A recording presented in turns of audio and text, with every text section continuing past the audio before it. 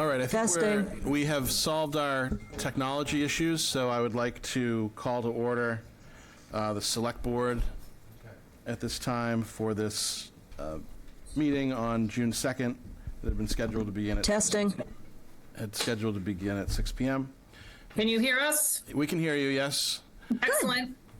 And I will open the Select Board meeting at 6:26 p.m. If we could just have a roll call for all Select Board members in attendance, starting with Gary. Gary Cheeseman. Deirdre Peretti. Peter. Peter Clay. And Karen. Karen Egger on Zoom. Great, thank you. All right, we'll open the Wenham Finance Advisory Committee meeting here, same time, 6:28. Present is Finn Sprague, Chair. David Doggett. Bob Papatic. Jared Ward. I don't see Dano online. I don't see a list, but I think we've got 4 out of 5. All right, we will, on the Select Board side, open the meeting to new business, items for individual consideration. These items will allow for public comment of a maximum of 10 minutes and a maximum of 2 minutes per person. This comment period will allow for public comment on individual items and will be held at the beginning of the Select Board meeting. For any comments on matters that are not otherwise on the agenda, and the agenda covers the special town meeting warrant, and so if you have a comment about the special town meeting warrant, please hold that until we get to that particular item in the main part of the agenda. But if there's any member of the public, in person or virtually, who would like to speak for up to 2 minutes on some other subject, please come forward if you're in person, and please raise your virtual hand if you're on Zoom.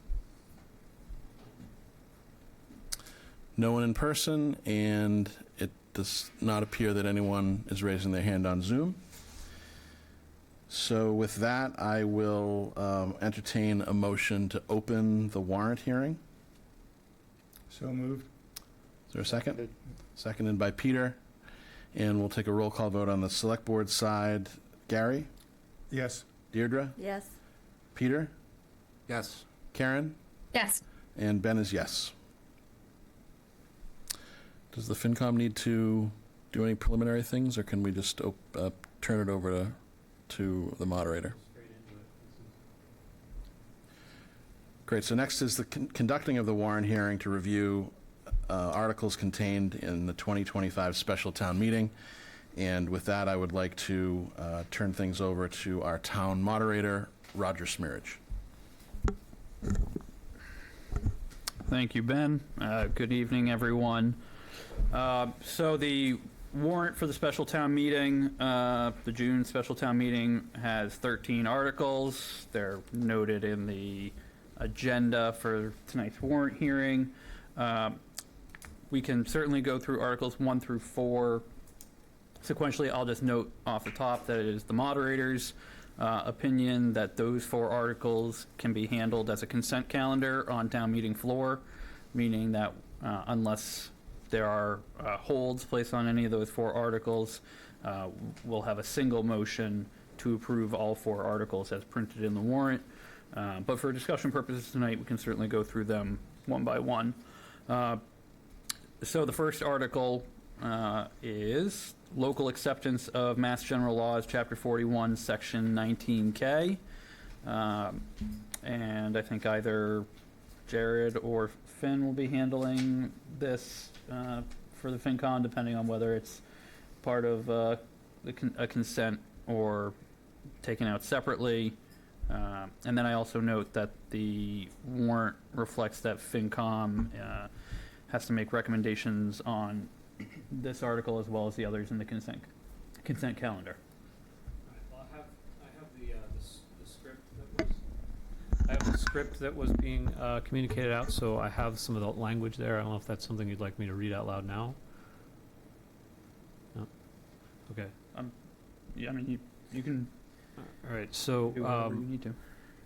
so this, since I have all these, Jared, I'll do these even though we Please. have. Yep. All right, so this Article 1, this is to see if the town will vote to accept the provisions of General Law, Chapter 41, subsection 19K, which section provides that in a town where the town clerk has been awarded a certificate by the Massachusetts Town Clerks Association as a certified Massachusetts municipal clerk, the clerk shall receive, in addition to their regular annual compensation, an amount equal to 10% of their annual compensation, but not more than $1,000 per year. That such clerk must provide the select board with proof of certification in order to be eligible, and further, that such amount will be prorated if an eligible person does not hold office for 12 consecutive months, or to take any action relative thereto. So remind me, Jeff, I don't think the FinCom made any motions to recommend yet on We these have not. items. Okay. So, FinCom members, I think as we go through all of these warrant items, I'm going to be looking for your thoughts, any discussion you'd like to have, and then we'd looking for a motion to approve or the negative. So moved. Second. Okay. Any further discussion? Not hearing any. We'll go to a vote. Finn votes aye. David, aye. Bob, aye. Jared, aye.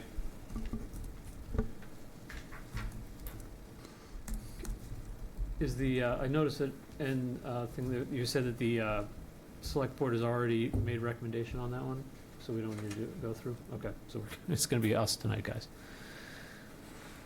And we'll go to the Article 2.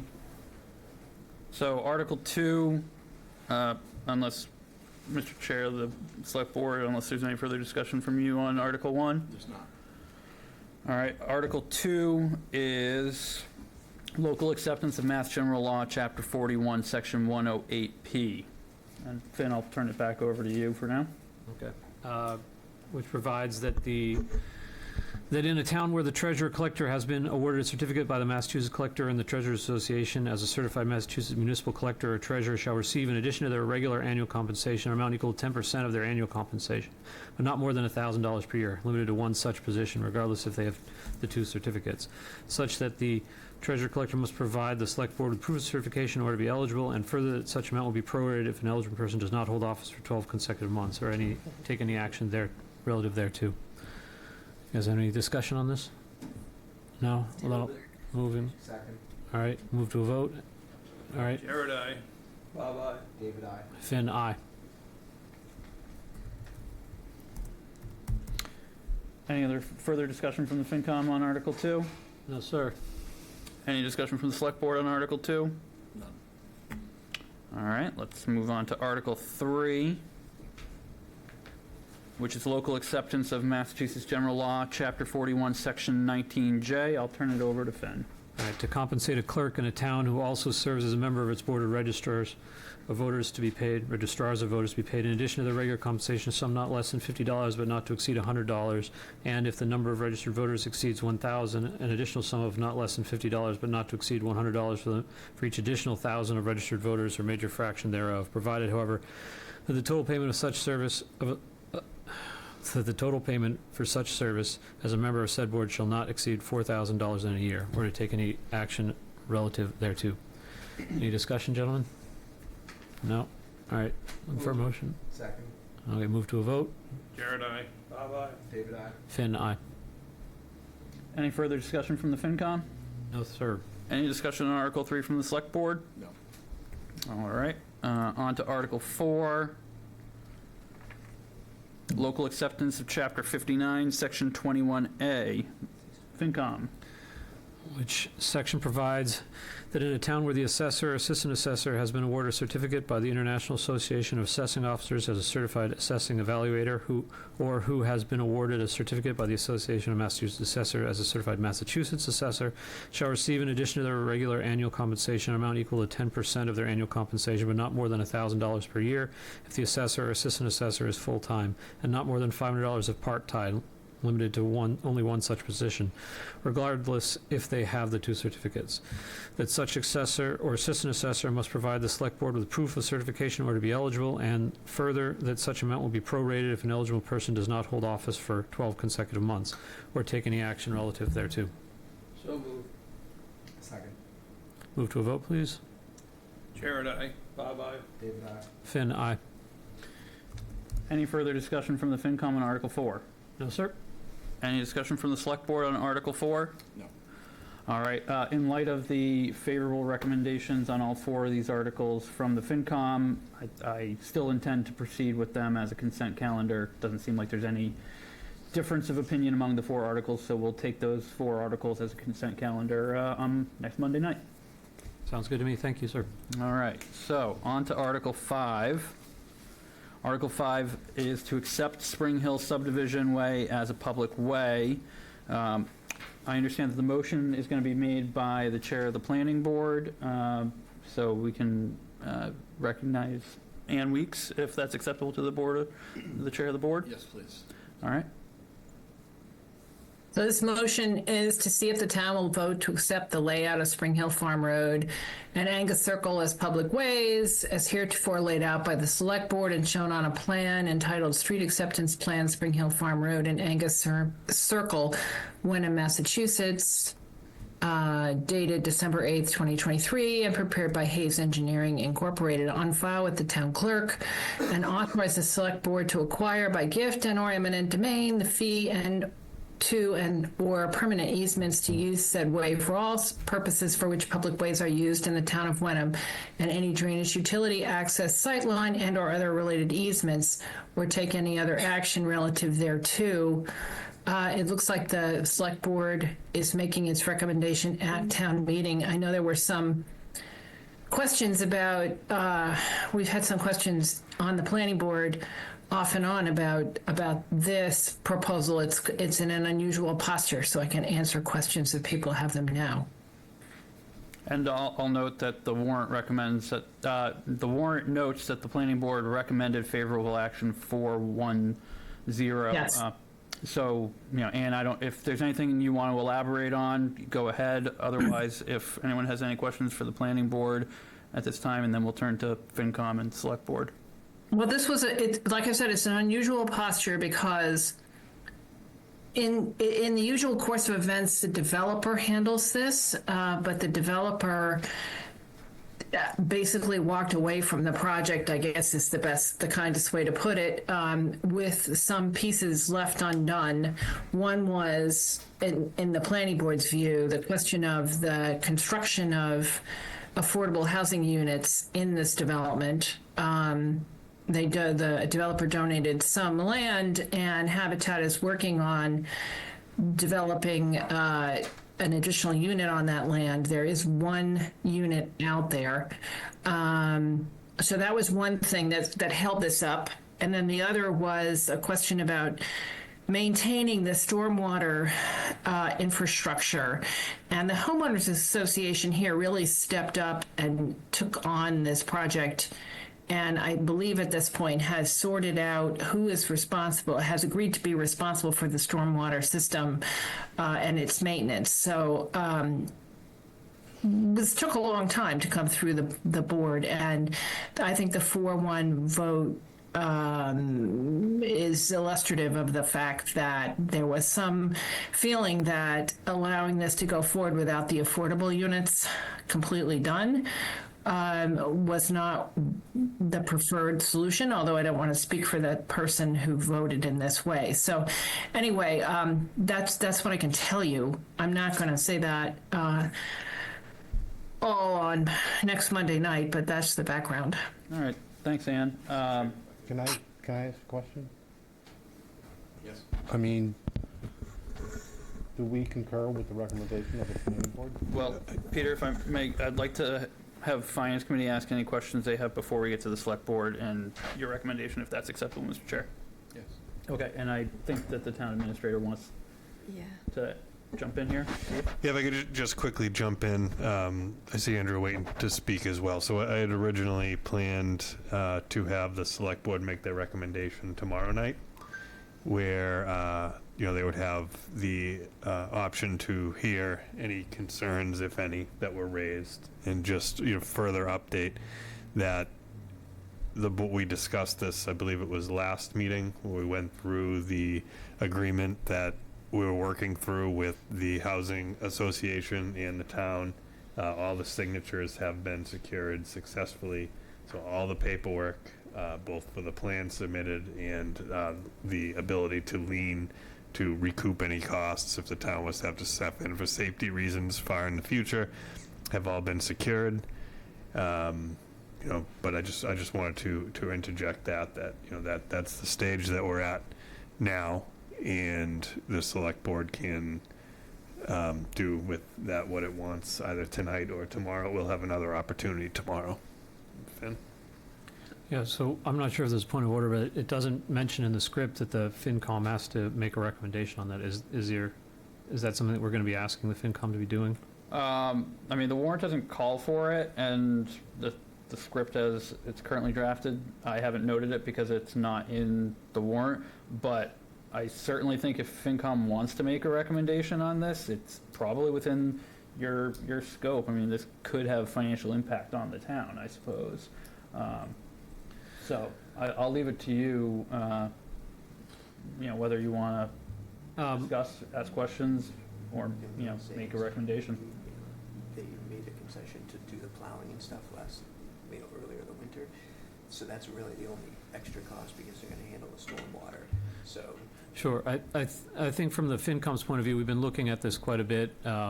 We've seen in the strategic plan about what the incremental cost is, the impact to a town of single-family homes, and you see that the property taxes doesn't cover the true cost, right, of a single-family home, and part of that is taking ownership of the utilities, taking responsibility of road maintenance and utility maintenance, water, all those sorts of things. So,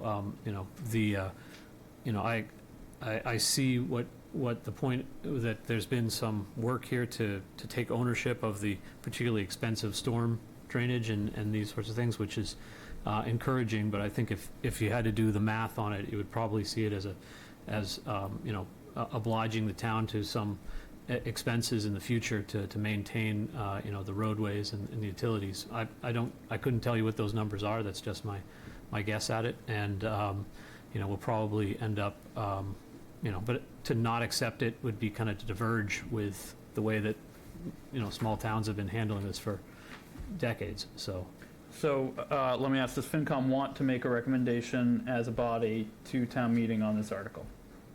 I would be fine not making a recommendation, not having any numbers to run with on this.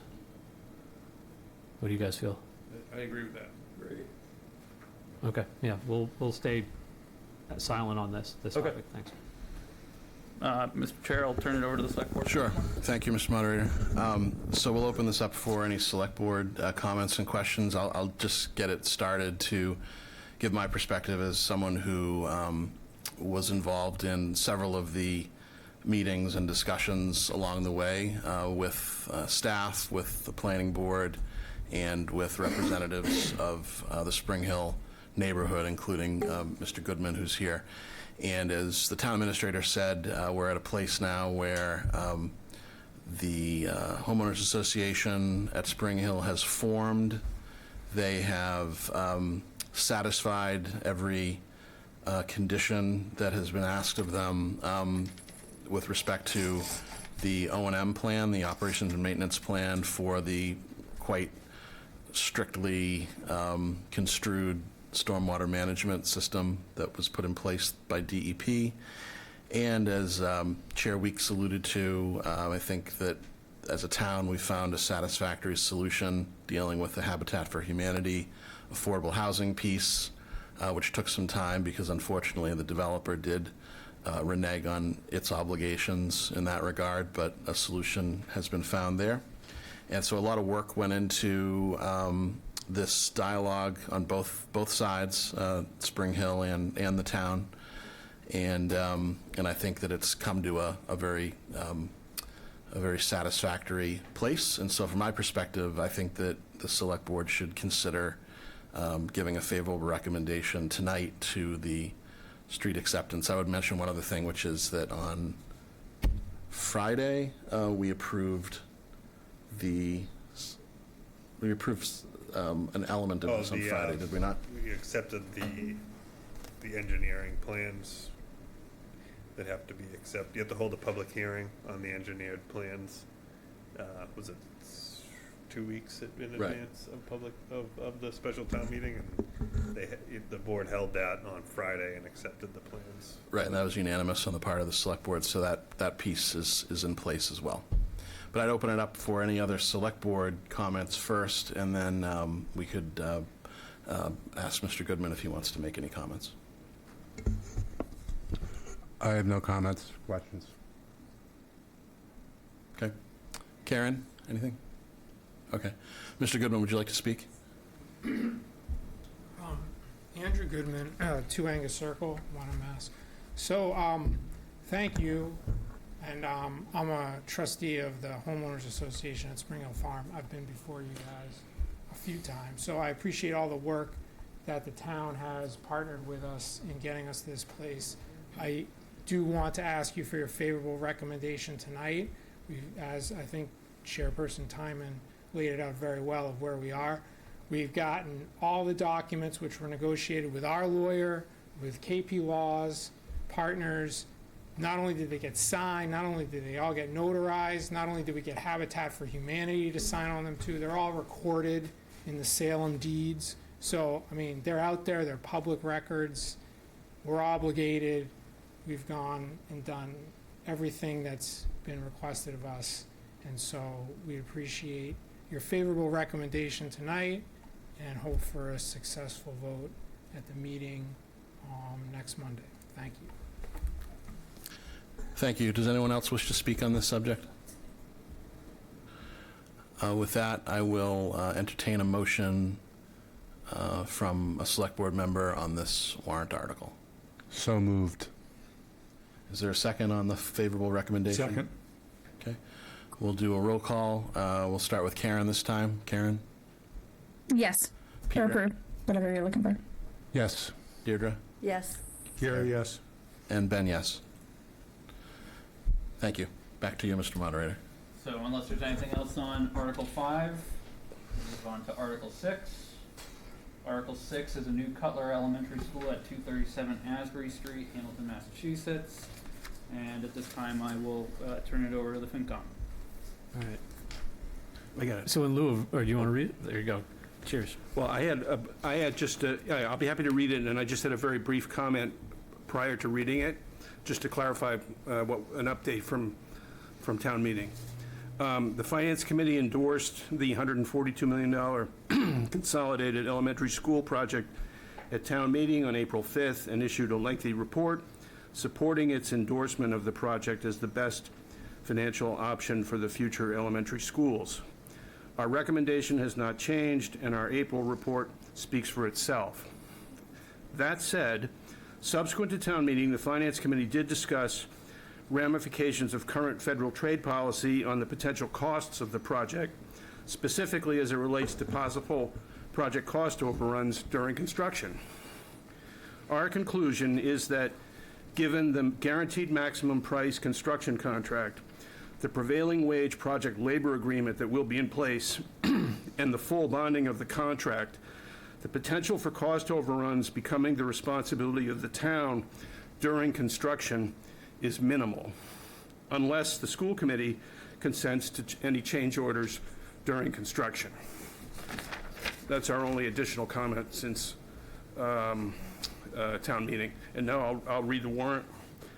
To see if the town will approve the $142,266,034 borrowing authorized by the Hamilton Wenham Regional School District for the purpose of paying costs for designing, constructing, and equipping a new elementary school at 237 Asbury Street, South Hamilton, Mass., including the payment of all costs incidental or related thereto, which school facility shall have as anticipated useful life as an educational facility for the instruction of school children of at least 50 years, and for which the district may be eligible for a school construction grant from the Massachusetts School Building Authority, said amount to be expended at the direction of the Hamilton Wenham School Building Committee.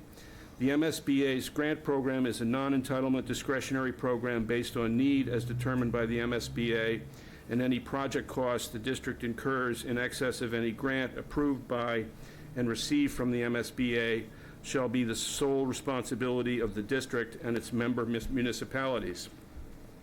Any grant that the district may receive from the MSBA for the project shall not exceed the lesser of 51.28% of eligible approved project costs as determined by the MSBA, or 2, the total maximum grant amount determined by the MSBA, or take any other action relative thereto. Gentlemen, any other discussion points on this? I appreciate. Yes, I think we should recognize that a number of voters have expressed concern over the difference between two small schools and one larger school, and I think in our numbers we need to point out to them what the expected costs are likely to be, so that if they're making a trade-off between the value of two small schools versus one large school, it'll have this number. The value of the difference in one or two schools is outside our competency, but we want to point out that in our earlier work, we assumed the same inflation rate for construction costs as for the general inflation. That is not historically supported. So the point being that cost will probably, for the other alternatives, be higher, particularly putting things off into 7 years from now. The other comment is with regard to tariffs. Jared has partly addressed that. I think another couple of points, again, for our voters is that construction costs are about, of materials is about a third of the package. That if there were tariff impacts, it would affect the short-term maintenance alternatives in the same way that it would affect the Cutler project. And that one possibility may in fact be, because of the uncertainty created about tariffs, that we may actually experience lower cost.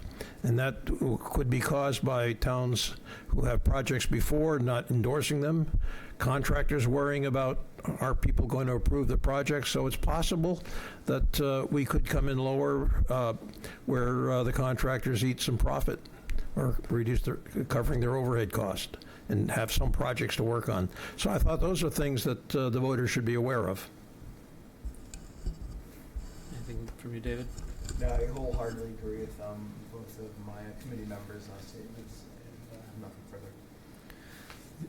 And so the only thing I'll say is that if you think about the model that we put together in late February, we said that if this wasn't approved, there was likely going to be some limp along investment that would have to come. And we're hearing that the HVAC systems at both schools are going to need to be replaced. We had estimated a $15 million kind of request that would come to this out of the district, next year probably. And that number seems, $15 million seems like pretty close to what they're going to be asking if the structure isn't. So we're really standing by that February model. The numbers seem to be coming like more and more likely as we do it, the cost of those alternatives, except for as you mentioned that the inflation rates are still going up. So I'm ready to call a vote on this point. Any thoughts before we move to the vote? All right, then looking for a motion to... Finn? Sure, go ahead. The warrant already reflects a recommendation of the Finance and Advisory Committee. Is that incorrect? So it's my understanding that recommendation is kind of left over from this past April, so I think it's appropriate to do it again. Go ahead. So looking for a motion to recommend the article to the Select Board? So moved. All right, well... Second. All right, cheers. All right, move to a vote. Finn votes aye. David, aye. Bob, aye. Jared, aye. Thank you, Mr. Moderator. And so, in light of your vote, you'll want me to, on the floor, call for your updated recommendation? Is that correct? I think you'll... yes, I think so. If the town is interested, it's my understanding that it's likely you'll be asking us for a very short discussion of this, as short as possible, and probably 3A, but I'd be interested in hearing what your thoughts are. if you, I mean, my next question was going to be, is the FinCom requesting to make a presentation on this article like it did at the annual town meeting? So I think that goes to that point. I think that we want to make sure that, the points that Jared made are, that we looked at it, this isn't just a copy of the exact same vote that we had. We've looked at subsequent events, and, we're only more confident that in our assessment now. All right, so I will ask for both a updated recommendation and a presentation from the FinCom then. All right, cheers. We'll do that. Excellent. Turn it over to the select board for this one? Yes, let's open this up for any select board comments that anyone wishes to make.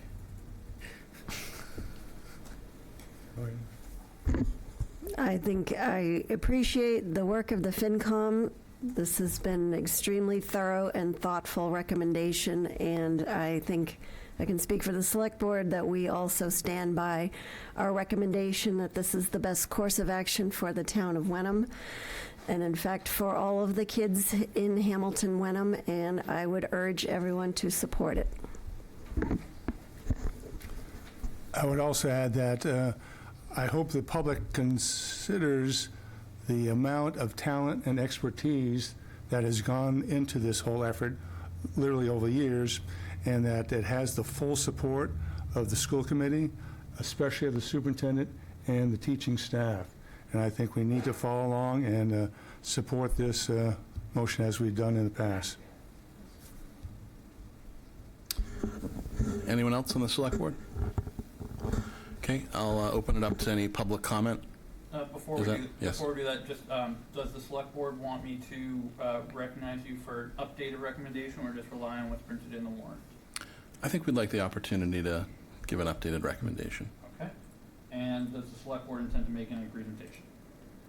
What's the board's pleasure? We're already going to have one by the FinCom and by the school department. I don't think we should. I don't think it's necessary. Okay. Okay. All right. And just before you turn it over to any public comment, just 2 notes from the moderator. First, under our regional school district agreement, this does require a 2/3 vote. Second, I just want to point out, as I did at the Warrant hearing and at the annual town meeting, that this article, the scope is limited. It is just to vote whether up or down to authorize the borrowing that the school committee has approved. So that's the scope of the vote. So amendments are really not in play here. The debt exclusion has already been passed, so the motion won't even be contingent on the debt exclusion like it was in April at the annual. So we'll really, there'll be plenty of time for discussion on this article and whether to authorize the borrowing, but at the end of the day, the vote will be yes or no to authorize the borrowing. Thank you. Yes? I think it would be helpful for someone to explain that at town meeting, that the debt exclusion already passed. I think there's confusion. I intend to. Okay, great. All right, are there any members of the public here in the town hall who would like to speak regarding Article 6? Seeing none, are there any folks on Zoom who want to speak?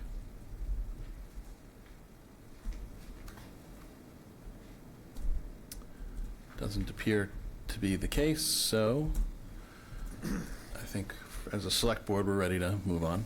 All right. So on to Article 7. Article 7 is adoption of local option for creditable service supplementation, Essex County Retirement Board local option regulation. And I'll turn it over to the FinCom.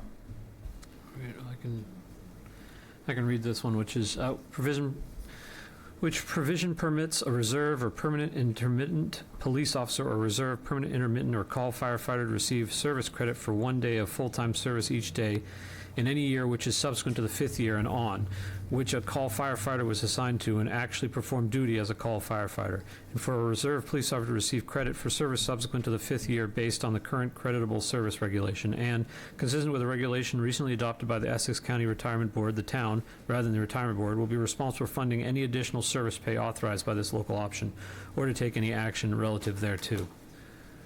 So I'll open it up to the group to discuss this one. This is relatively new to a new item on our radar, so I'm looking, maybe Jeff has some ideas on some of the numbers behind this. Well, I am concerned that this sounds like it might be relatively expensive. Yeah, so when I circled this around to the FinCom, I tried to explain sort of how open-ended this is. So, we currently have about, 24, 25 call firefighters who, if they were to gain full-time employment with the town, would step into the shoes of people who would be able to buy back 5 years under the existing rules, and then should the town adopt this, would also be able to buy back time in excess of the 5 years. In looking at it today, if each of the existing, the fire chief, the deputy fire chief, and each of the 2 firefighters, if each of them, based on current salaries and sort of extrapolating those salaries out for the next 5 years to come out with what their pensionable amount would be, their average 5-year, highest 5 years, each of them getting 1 extra year under this would cost us about $10,000 a year. And then each, and if they were to get more years than that, one of them gets 3 or 4, one of them gets, 2 or 3, each year essentially is $10,000. So, you could conceivably run into a situation where this is going to cost the town, $25,000, $40,000, $50,000, $55,000 a year in the pension service down the road. And I just wanted to clarify that when it says the payment will be made by the town and not the retirement board, the way the pension system works is we're part of the Essex County retirement system with probably, 25 other communities. And each year they do a survey, and we all submit what our pensionable wages are for the year, and then they add all of the communities in the unit up and determine what the pensionable wages for the year for the entire unit are. And then based on that allocation, our share of the total, we then get assessed our share of the total retirement payment to be made into the system that year. This particular liability would be individually assessed to Wenham, or would be assessed to other towns like Merrimack or Linfield or Topsfield that have adopted this as well just recently. So, we would, that $10,000 I'm referencing, that is assigned to us specifically. It's not just part of an overall pool that we're taking an allocation for. So that is, less beneficial than the way other pension things are assigned. So, I think these are all just things I don't know. Personally, I'm not opposed to it in theory, but I do think the Finance Committee in particular has a different sort of task at hand to look at this. They're supposed to be evaluating these things on what is the potential future cost to the town of Wenham, and it's somewhat difficult to ascertain. And so for the FinCom to weigh in with a yes vote on that, with not a lot of financial data at hand, is a little difficult. I think they have a different task than a lot of other folks that are weighing in on this. But that's the quick analysis of this. Bob and I are working on some things to try to look at probabilities of what time could be bought back and that kind of thing. But the other thing to think about is that by buying back service years, essentially you are expediting people's retirements, which means people will retire more frequently, which means the cycle will repeat itself more quickly. Your chief will retire earlier, so someone else will step into that role, and they may be able to retire earlier. So you could have a situation where you have 2 or 3 chiefs on retirement, based on the fact that they, in public safety, they can retire as early as 55. It's just another little nuance to this that could make it costly. I would suggest that we table this item until our next meeting so that we can actually get the numbers to properly analyze them. I mean, I did a pension review for National Church, and it took months to kind of get it. So I think we need a little more time to look at the rule changes, look at the specifics for the individuals involved, and look at the probabilities of behavior change going forward. It'd be helpful for me to understand, why is this on the warrant now? Like, what is the urgency compared to the spring, or even pushing it a year? Like, is there a reason why this is going now? It's kind of shoehorned also between a school vote and a 3A vote, so I'm very concerned people are just not going to give it any attention, even though it's going to have a very large financial hit to the town, potentially. This is a potential huge long-tail liability for the town. And I'll just add also in the context of 3A with our models, I think we've said 2 firefighters potentially hired. So if they're coming off of the reserve firefighter ranks, further escalating these costs. The other question I have is the context in which this arose. It says local option does that mean this is an opt-in law? This is not a law that the state passed saying you have to do this? Or I don't really understand the legislative background to why this magically appeared before us with no financial information. Do you want me to take it? A couple things. One, it is a local option. It was, I believe it's a regulation that became a thing when a couple of years ago you could buy up to 5 years worth of service, and then the regulation was changed to say that you basically, if you're willing and able to report for duty for a 5 year period, you automatically get those 5 years. You no longer have to prove that you have enough creditable service to purchase all 5 years, which I believe is 1,000 hours of actual duty, like reporting for duty work. And then they got some pushback from the folks that believe that, they're being penalized and that they qualify for more than 5 years, and they're not allowed to buy any additional years beyond the 5th. And so this regulation was something that was drafted by the Essex County Retirement, and there has been no. Part of what makes it difficult to predict is there's been no. There's only 3 or 4 communities who've adopted it. Nobody has gone to buy additional years, so we're not 100% sure on what they're going to take for creditable service, in that. In many cases, particularly now, you're dealing with part-time officers and call firefighters who were working in the 70s and 80s and even into the 90s, when we really didn't have accounting software that could report. So it's not just as simple as going into accounting software and seeing like, all right, well, how many hours did all our existing call firefighters and past call fires work going back the last 40 years? The reality of it is that doesn't really exist. It's in the basement. It's on typewriter, print. It's, you know what I mean? It's before all of that. So, and why it came out, now is it's been a request before the select board for, this is probably 2 years, and it has been kind of being moved to town meeting. We don't have a lot more information now than we did then, other than there are folks that believe that they have creditable earnings beyond the 5 years. I believe the model for at least the police station, I don't think the chief is shy in saying it, is that the part-time officers in the police, that model of policing is getting smaller and smaller. We're down to, I believe, 6 part-time officers, and probably if we go out another 5 or 10 years, we'll have probably close to none, if not none.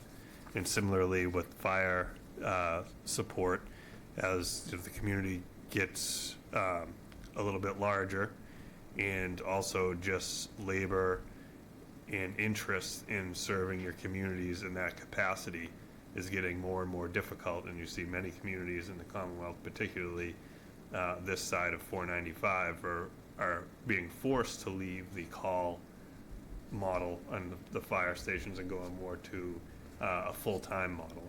So, I mean, all that's to say that, the risk is probably more in the existing staff when you're looking at the numbers, more than it probably is, extrapolating out 20 years, and we have 20 years more of part-time labor that could contribute to the impact in the future. But like I said, that's all the information that we have before you. I believe it's been requested to the select board a number of times, and the board felt it opportune to bring it forward now. But I'll let I'll let the select board speak. Is a question in order for Steve? What's that? Can I ask you a question? Sure. Is your understanding, having looked at the regulations and the law, that someone who calculated credible service the way before the change to the default 5, say they had 7 years, that they would then, under this law, be allowed to get 2 more years of credit? Is that the correct interpretation? On the law, how it currently, without the local exoption? With if we approve the option, so they'd be able to buy 2 years. Is that? Yeah, my understanding, again, and we don't really have any, case studies to see, like, all right, this person submitted, they're going to take, you would have to prove 5 years. So, where you kind of got the 5 years by default. Now, if you're looking to buy 7, you got to, at least my thoughts are that they'll have to prove the 5. So you got to, quantify the 5 and then anything in addition to that. Where before you could, in theory, work an hour a year for 5 years straight and get the 5 years worth of service. Okay, and the buyback would be based on the compensation at the time that the benefit was incurred? Yeah. The 10% they're talking about plus interest? Yes, at the time the benefit was incurred. Okay. And it gets a little difficult because, I guess we've heard that they'll take annual town reports if they were to state, because you get, when you get outside of payroll records, like you have, maybe the individual has a W-2 from the town of Wenham, and maybe we have an appointment history where they were appointed in that year for the town of Wenham as a call firefighter. And then what piece are they going to use to quantify how many hours you worked in that year? And we've heard from the director of Essex County that things that they may consider looking at are things like annual town reports or reports of the finance committee that might state hourly rates of the call firefighters and be able to divide.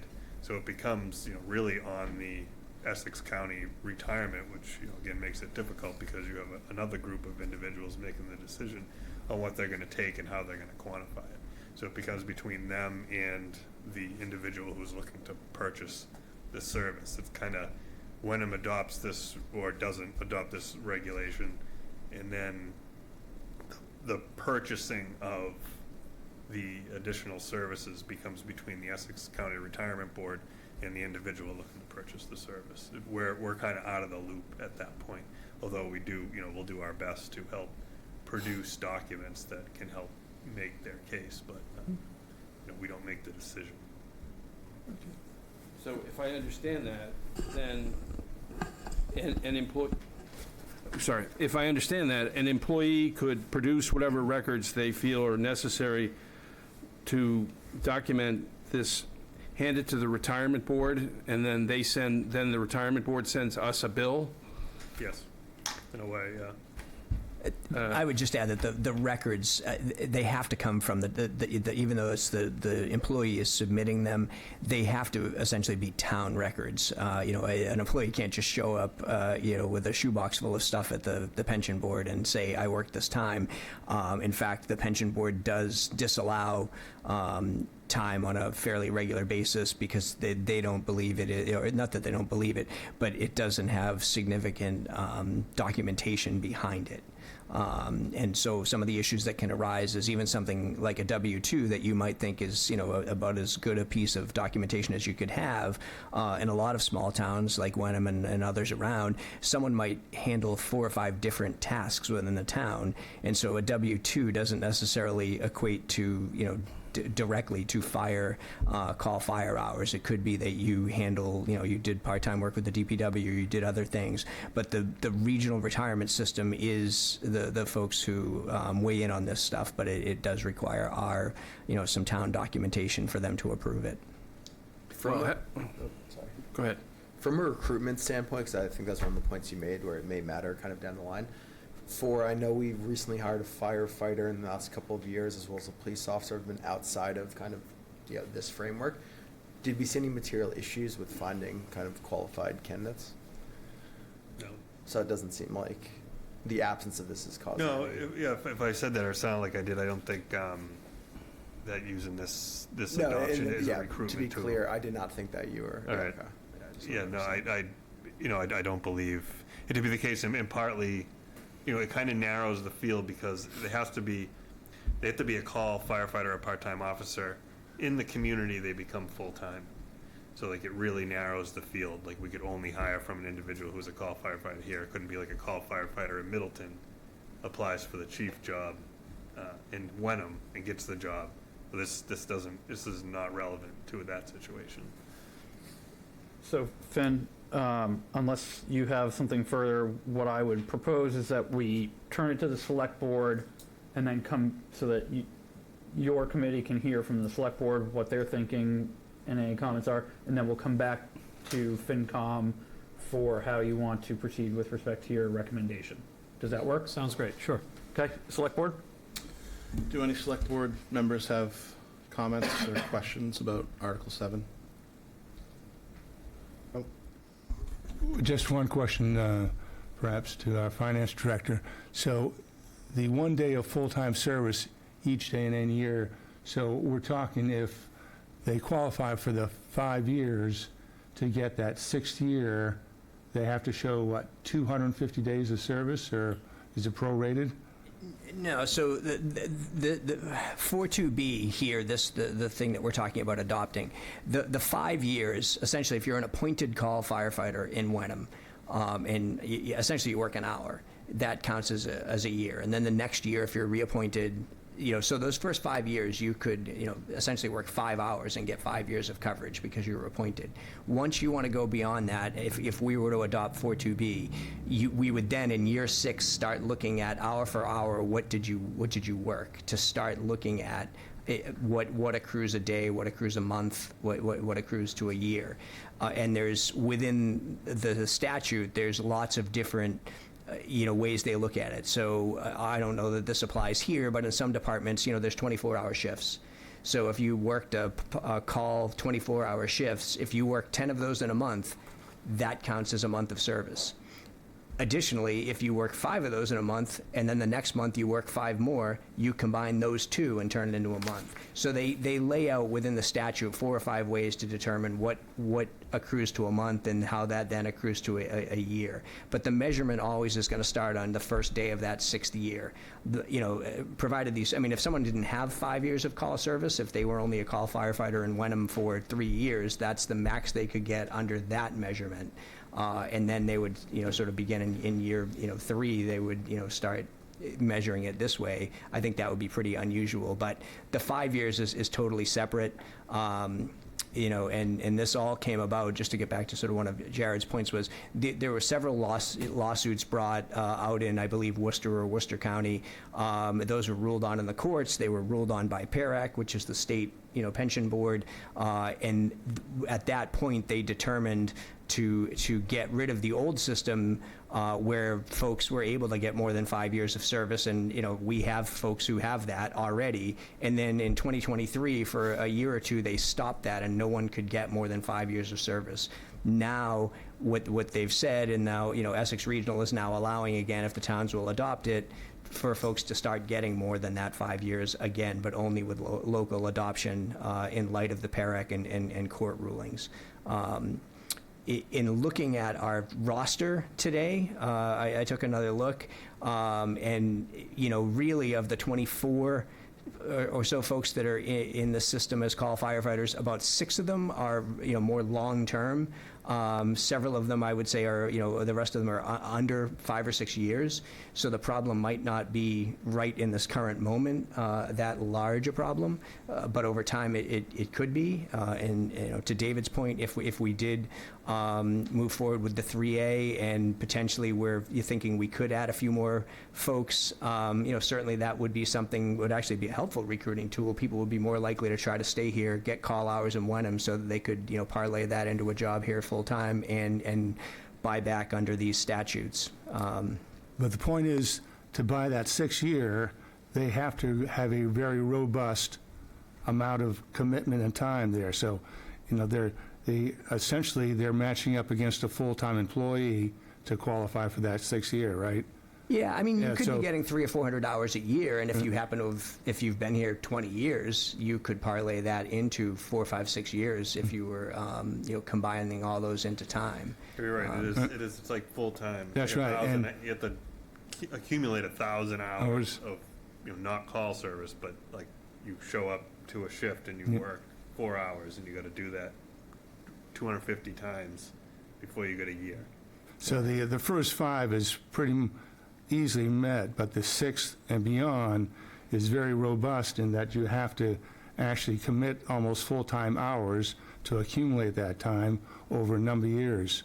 And, I think from my perspective, you're looking at long-term employees that otherwise don't get any credit for a lot of service that they put in over many, many years. And whether it becomes a recruiting tool or not, that's up to debate. Any other select board comments? I'll just say that I think that some of the points that some of the finance committee members made and our finance director are persuasive to me, that there may be merit to deferring action on this in order to give the finance committee an opportunity to assess this. In hindsight, probably that should have occurred already.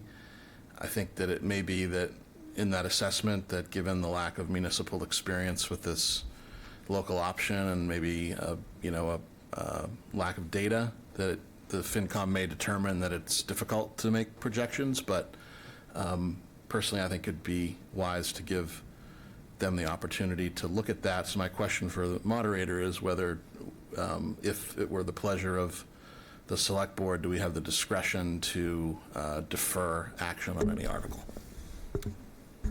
So, as of right now, your recommendation is listed in the warrant as for favorable action, 500.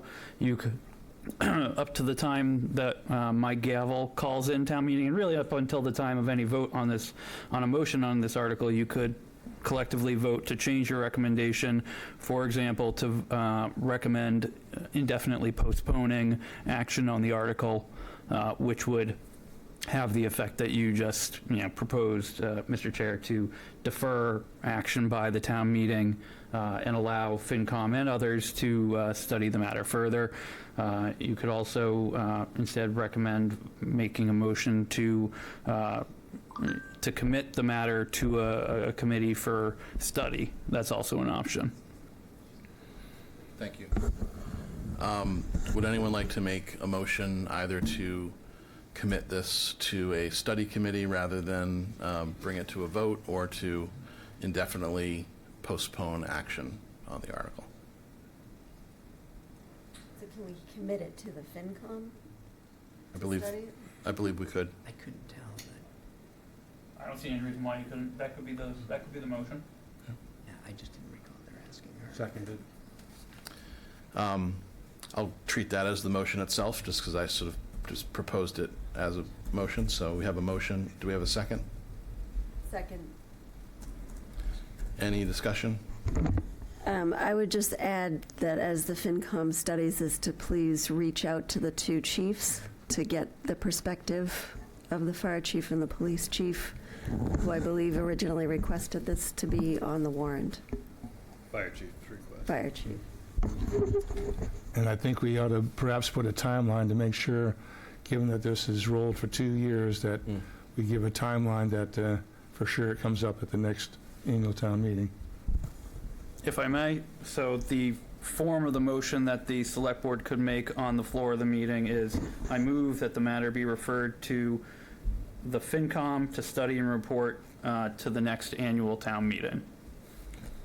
And that would be, tonight we could make that recommendation for such a proposal at town meeting. That's correct, and then I would recognize someone from the select board to make that motion as the main motion. Great. Before we vote, since we're still in the discussion phase, may I ask the chair of the FinCom whether your body is a willing participant in such a study committee to be completed in time for deciding on warrant articles for the 2026 annual town meeting. Yes, we can put this on our agenda to have it ready for the next town meeting. Okay, thank you. 2026 town meeting. You're not going to sneak one in September, right? So. As far as I'm concerned, no. If I may, Finn, even if the need for a special town meeting arose, if the motion were to report back by the next annual town meeting, that would control. All right, cheers. All right, so I think we have a sufficient motion that captures what the moderator has stated as the appropriate procedure for this. We have a second, so we'll take a roll call vote, starting with Karen.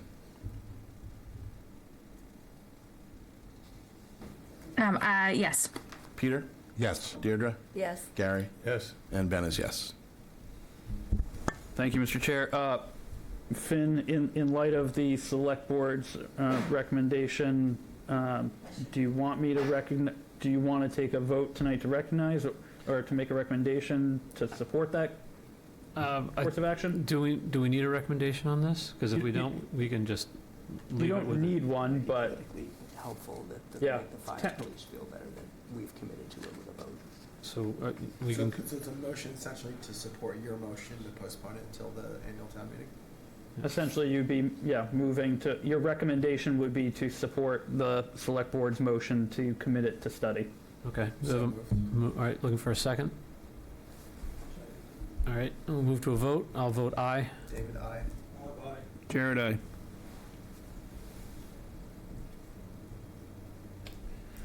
Unless there's anything else on Article 7. All right, we'll move on to Article 8. Article 8 is Finance Committee Appointing Committee Composition Bylaw Change. This I guess- is I'm not sure that I want to read the whole thing, but Do you want me to? maybe you could do a quick summary for us instead. So I'll actually read the article, and I'll let everyone know at this time. I'm going to actually step off the podium for this article when it comes before town meeting, because as the chair of the Finance Committee Appointing Committee, I could be seen as having an interest in action on this article. I've already lined up someone who's willing, prepared to be nominated. Obviously, if anyone else wants to nominate someone for the temporary moderator position for this article, they're free to, and we can have an election on town meeting floor, but someone is ready and willing to do it. But so this is to see if the town will vote to amend section 5-20.b1 of the town's general bylaws by inserting the underlined text as follows. I'll just read what the underlined text is. In the event the sitting chair of the Finance and Advisory Committee is being considered for reappointment, the vice chair of the Finance and Advisory Committee will represent the Finance and Advisory Committee on the appointing committee at any meeting during which candidates are interviewed and voted. In the event both the chair and vice chair of the Finance and Advisory Committee are being considered for reappointment, the clerk of the Finance and Advisory Committee will represent the Finance and Advisory Committee on the appointing committee at any meeting during which candidates are interviewed and voted, or take any action relative thereto. So the reason why Finance, so for everyone's knowledge, the Finance Committee Appointing Committee is made up of the town moderator, the Select Board Chair, and the FinCom Chair, and our charge is to interview and appoint the members of the FinCom. The current bylaw provides for no alternative if the FinCom Chair themselves is up for reappointment or the FinCom Vice Chair is up for reappointment. So there's the possibility of either the sitting chair or vice chair of FinCom voting for themselves while also being a candidate. There's also the possibility of the FinCom chair abstaining, leading to 2 voting members of the appointing committee and potential deadlock. The idea of this bylaw amendment is to cure that sort of loophole or situation so that there's a process in place for other members of the FinCom to step into the appointing committee if that circumstance arises, so that we have impartiality and also avoid the potential for deadlock votes. So that's, and I note that the warrant reflects that Finance Committee Appointing Committee's recommendation is to be made at town meeting. We have previously met and voted to recommend favorable action unanimously. So FinCom, I don't know if you have any thoughts on this. It's not a finance article, but since it addresses FinCom, I'm happy to give you the opportunity to talk.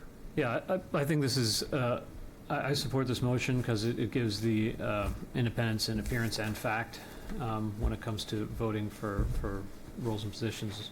And so I think it's a great idea. Anything from the select board? Does any member wish to speak on this? No. And Mr. Chair, I don't see anyone in the room looking to speak. I don't know if anyone, I don't think anyone on Zoom has a hand up or anything. So any further discussion on Article 8? All right, we can move on to Article 9. Don't you need to vote on it? You've got us listed as providing a recommendation. Can you scroll up? I don't believe FinCom is actually going to recommend anything on this. On page 8, you've got, At the top, that's FinCom Appointing Committee. okay. And as I said, we have voted, Okay, and good. our recommendation is unanimous favorable action. But thank you, Bob, for asking. All right, Article 9. Article to authorize the submission and acceptance of the local acquisitions for natural diversity land grant. And this article is going to be helmed by the Conservation Committee. I'm not sure if Phil Colarusso is on.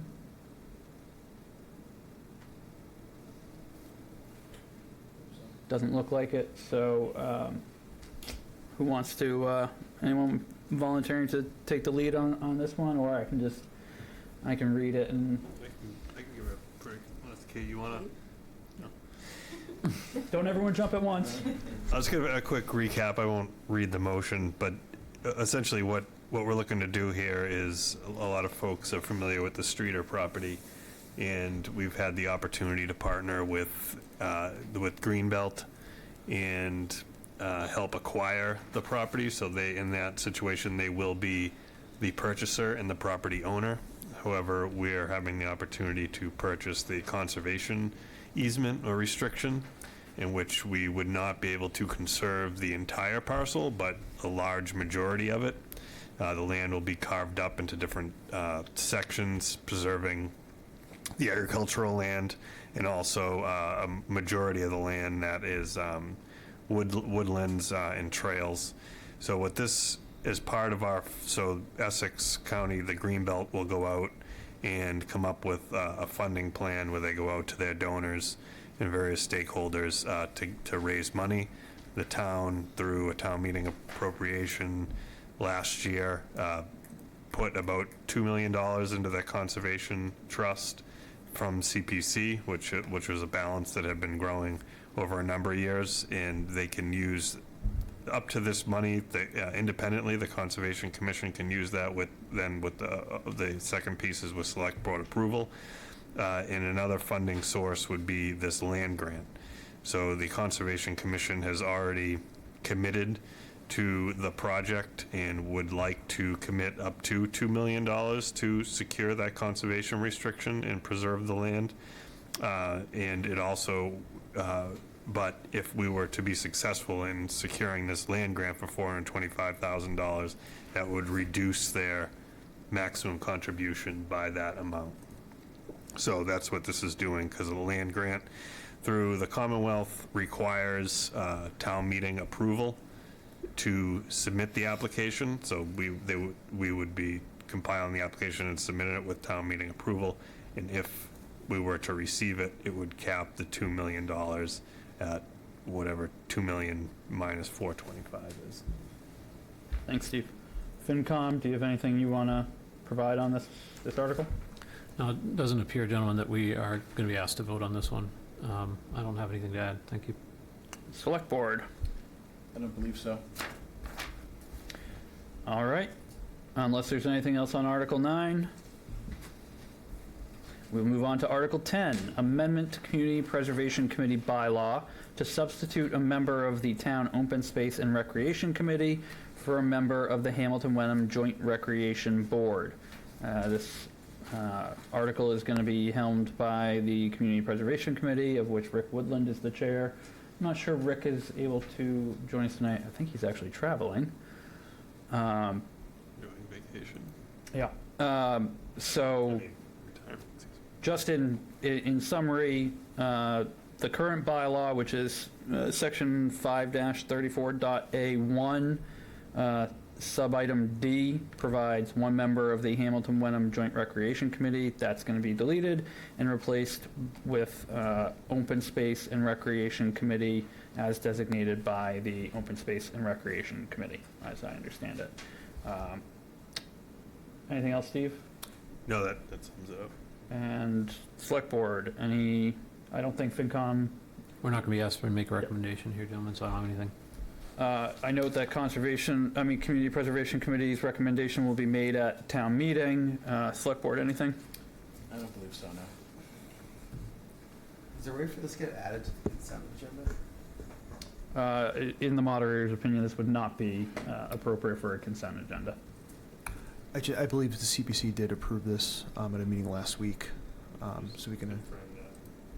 Yeah, I mean, even if they did, they'll deliver their recommendation on the floor. All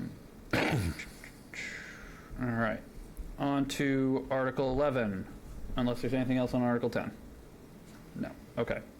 Article 11, authorize grant of utility easement on Bucher School property. This is Select Board or Steve? Yeah, so what this is, so this is, about 2 years ago, the district was awarded a grant for a utility easement. The grant was to install electric vehicle charging stations at the Bucher School in the far corner of the lot behind the school. And since it is town-owned land, the easement would be permanent because we would need to add an additional telephone pole. It's required. It's a land lease, so the town is required to grant the utility easement for the placement of the pole, and that requires that requires a town meeting vote. So that's what this is. It's asking if we can place another pole, basically, on the extension of the driveway to create electric vehicle charging stations, which the town would own in its entirety, and if they needed to be moved in the future, they can do so. There would be no impediment to the development potential should a change of use take place in the future. Thanks, Steve. Select Board? I don't believe so. All right, I'll just note that. Baby. What's up, Peter? Go green. So I'll just note that this is a 2/3 vote on. Why?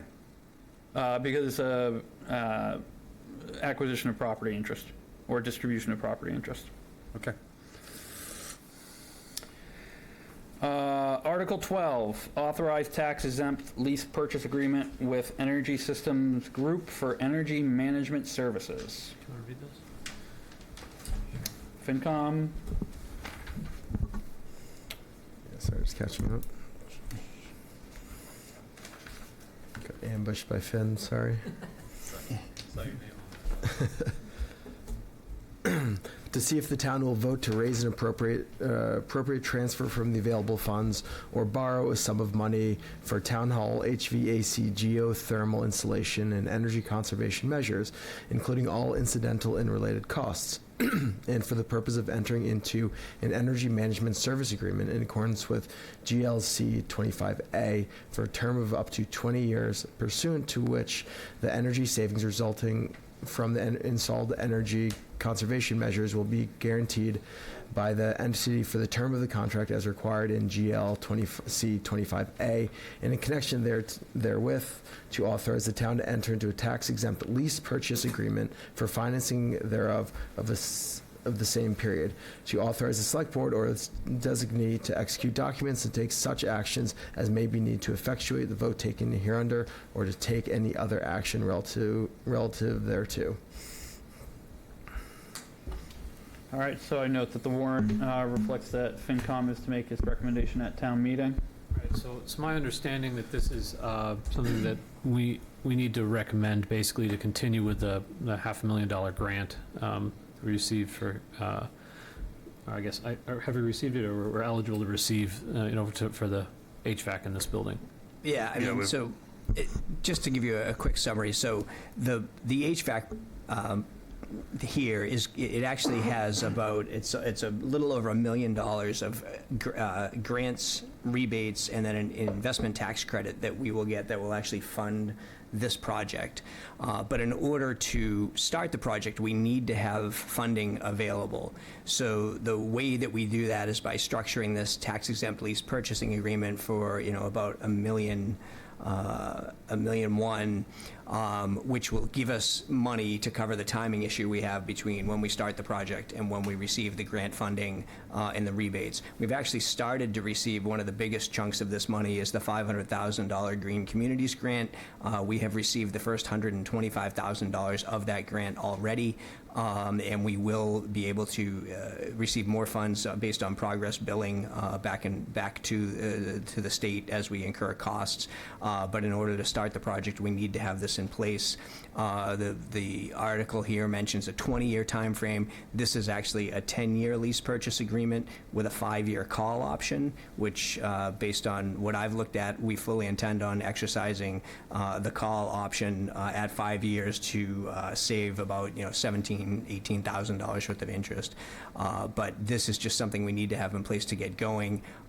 Originally, we thought we could just enter into this agreement, but in talking with town council, we thought it better to come before town meeting, get town meeting approval to enter into this arrangement. But largely speaking, it's just an administrative way to get this project going. Ultimately, the payments we make on this lease purchase agreement will mainly come out of the grant and rebate funds. In addition to that, the savings that we will recognize from the more efficient system will help make these payments as well. Is there any discussion on this before we move to vote on it? Just one clarification. It's a 2/3 majority because it's new borrowing? No, it's a 2/3 because it's a lease purchase agreement. Chapter 44, Section 21C requires a 2/3 vote of a town meeting in order for a town to enter into a lease purchase agreement. Make the motion. I'll second it. Okay. Ready to move to a vote? Jared, aye. Bob, aye. David, aye. Finn, aye. Anything further from FinCom? That's it, thank you. Select Board, and I note that the warrant also reflects that Select Board is to make a recommendation at town meeting. All right. Does the Select Board wish to make a recommendation on this evening, which I believe is the town administrator's recommendation, that we do that from a timing perspective? Is that right? Well, it's on the agenda tomorrow. That's totally up to, all of these recommendations can be also made tomorrow. I didn't know what was going to come up tonight and figured off with the board. Right. The opportunity to make one tomorrow and not feel pressure to make a decision should they want to think on something. Let's do it. Okay.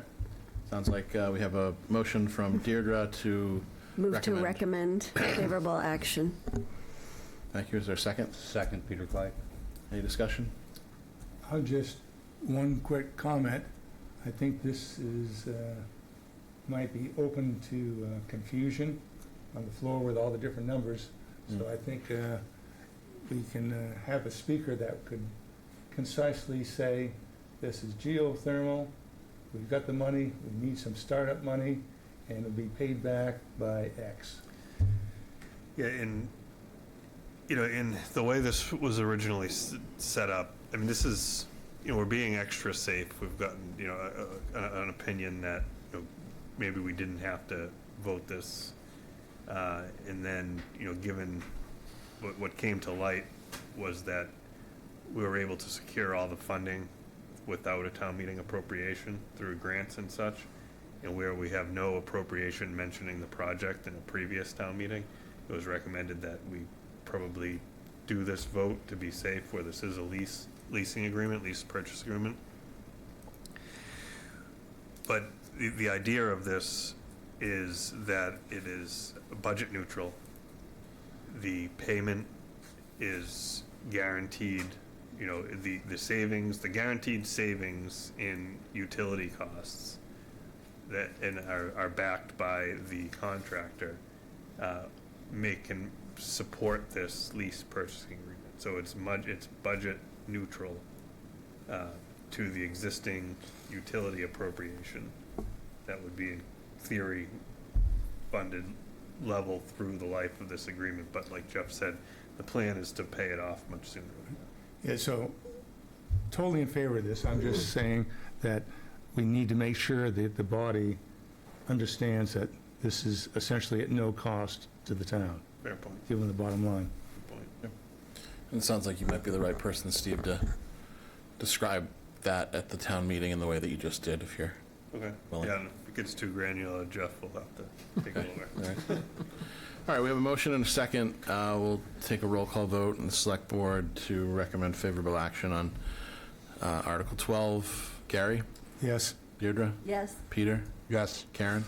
Yes. And Ben is yes.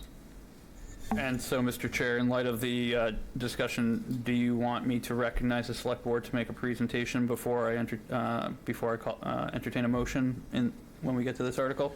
Yes, please. Okay.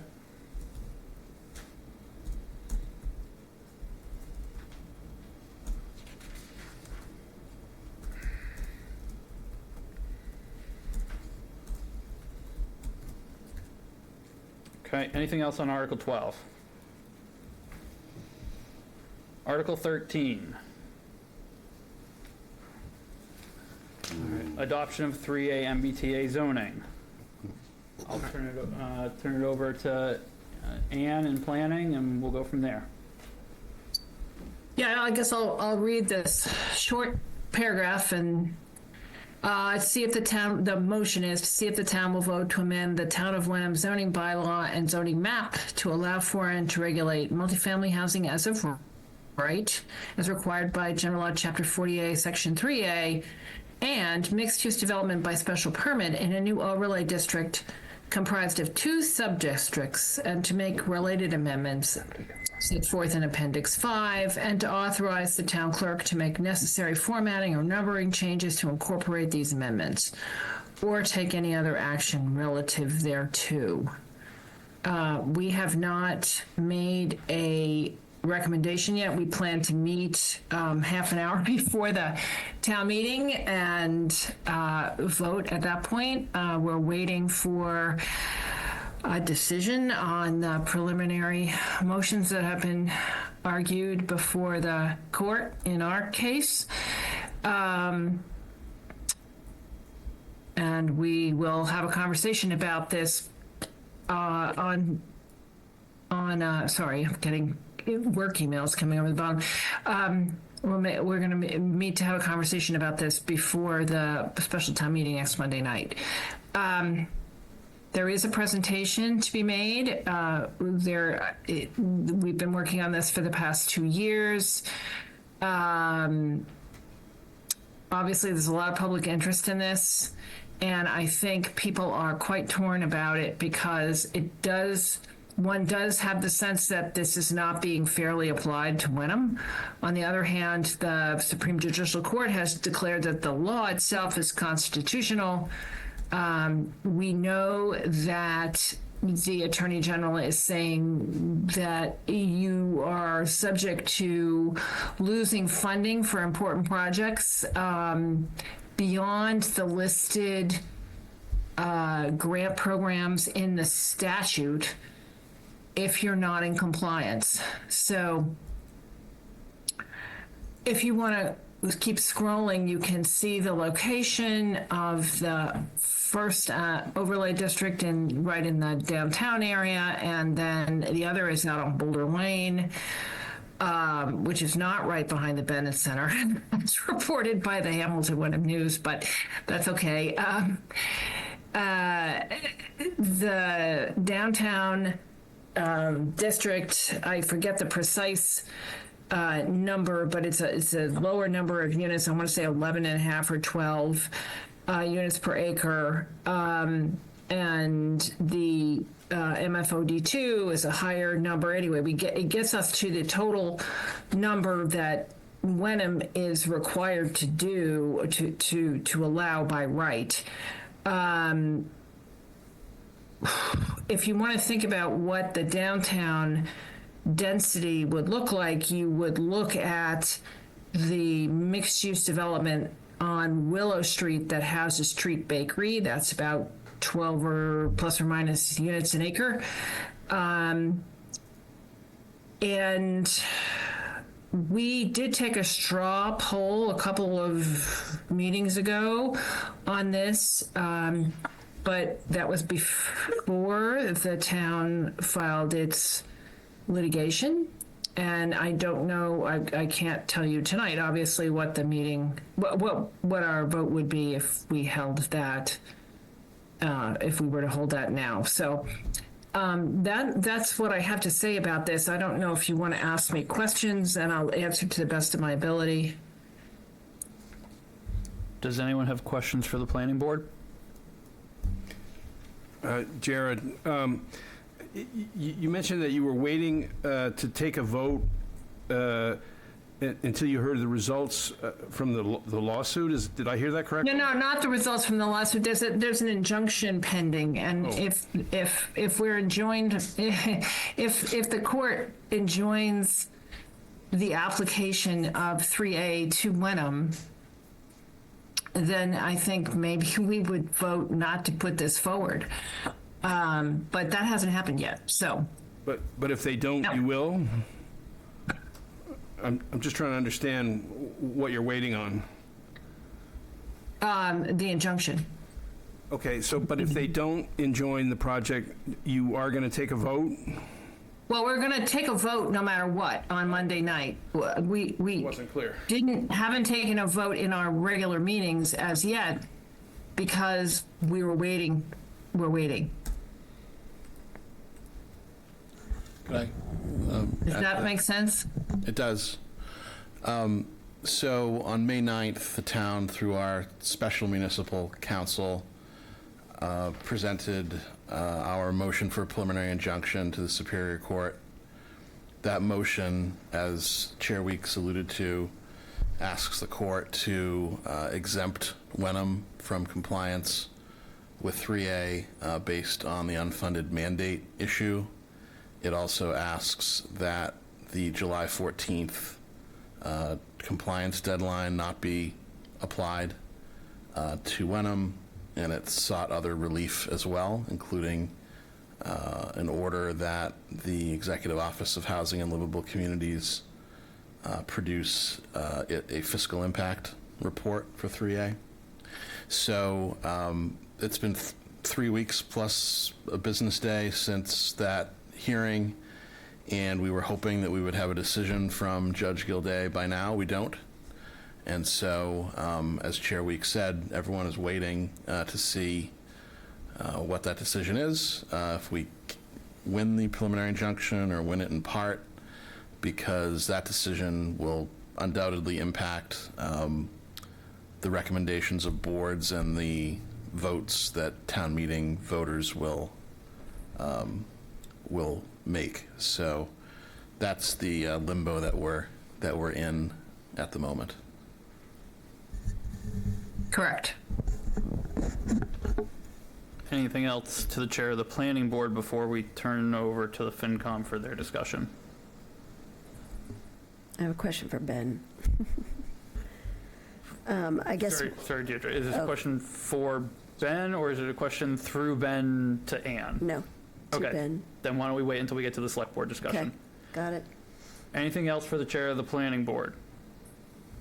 All right, Finn, why don't you let FinCom have its discussion? Sure. So the FinCom has had a discussion on this a couple of times so far in the past couple of weeks. We're relying on a financial impact statement done by a working group within Wenham. You know, it's brought together a number of different parties from different committees with different expertise, and some folks with showing lots of different points of view.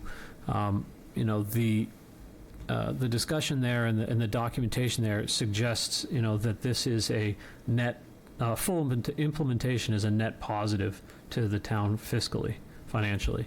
Essentially, what you guys have read it, I assume, but for folks who haven't read it, I recommend you go to the town website and look specifically for 3A documents. Essentially, there's a revenue section and there's a cost section. The revenue section is mostly having to do with property tax increases from having more units, and the expenses come from some additional staff that might be needed in the town, and then significant expenses related to additional kids moving into the school system. The numbers that we're looking at there with full implementation was somewhere around a $2.8 million net benefit to the town, even with 65 kids likely to come in from Wenham, and probably something double like that coming into the Hamilton, meaning that somewhere around 200 kids going into the school system. $2.8 million allows a lot of flexibility, meaning if you look at the sensitivity analysis, you could have a lot more kids added into the school system before it moves to break even, right? Or you could have a significant reduction in revenue and still end up with break even. The one thing that I want to point out there is that, we have, though we haven't really joined this up with the new Cutler project, this is our kind of one bite at the apple to get MSBA funding for a school system in our district. And so you'll notice in there that it doesn't talk about building a new school specifically, because it's unlikely that would be something that the people of the town would be interested in doing without MSBA funding for the next couple of years. So it talks about the need for modular school units. As you creep up in the number of kids, you might need more modular units over the next 7 or 10 years before we're going to the MSBA program again. So you won't see the need for a 300 or 400 kid structure in there. And I'm trying to think if there's any other major points we covered. Anything from other members of the board on this? Good summary. Okay. I'd like to add. I would just like to say thank you to the people who put time and effort into doing that analysis, because super helpful. Someone from our board was on that, and I know other people put time and effort into it, and it was a very focused effort, and I want to appreciate it.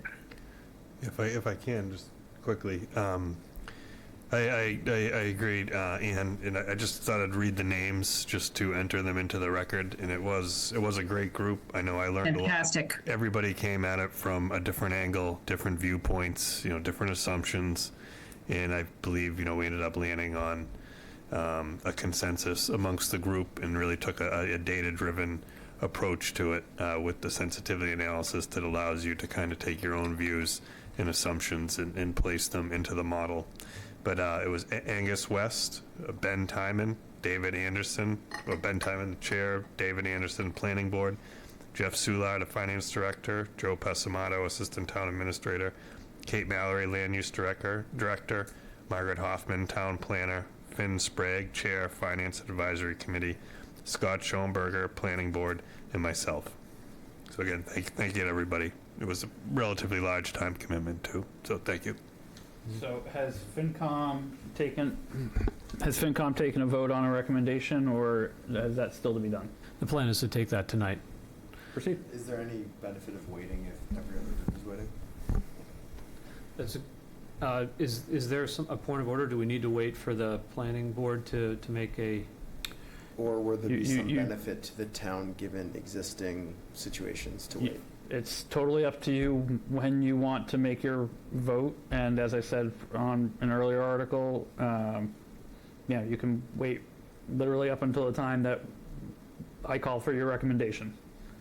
Can we make a vote subject to the injunction, or is that contingent?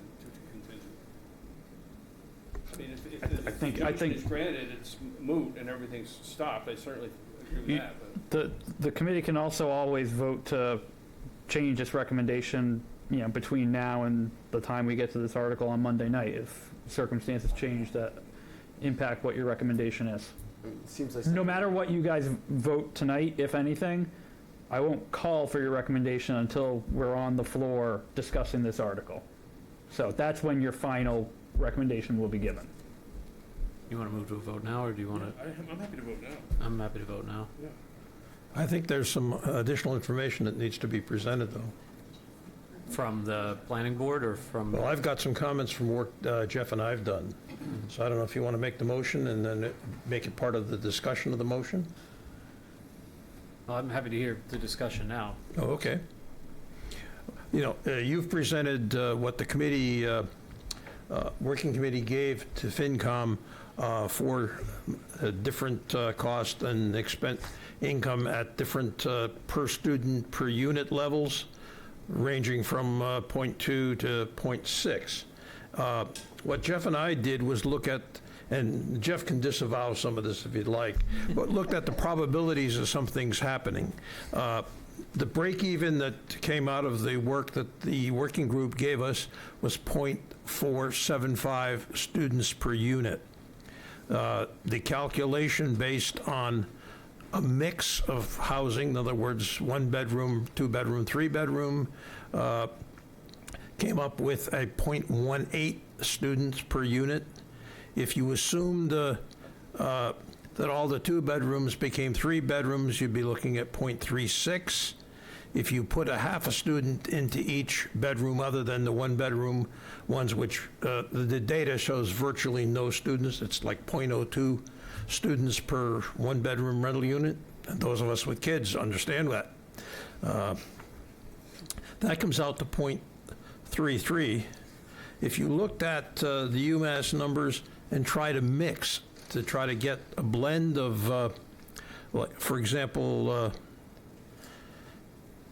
70% of the most likely scenario that was developed, a half a student per extra bedroom with a 20% probability and a 1 student per extra bedroom probability of 10%, your expected number is 0.24. So, you know, somebody could argue that it's a case where you'd have a bunch of kids in a bedroom, but when you put it across the large number of units you're going to have, it's going to be low. So that comes out to 0.2.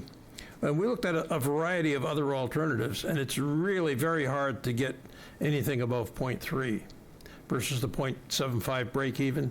And something around 0.2 is the most likely, which means that you're going to have, if the Cutler project gets approved, you're going to have nominal, like 1, at 100% build out, 1 modular unit.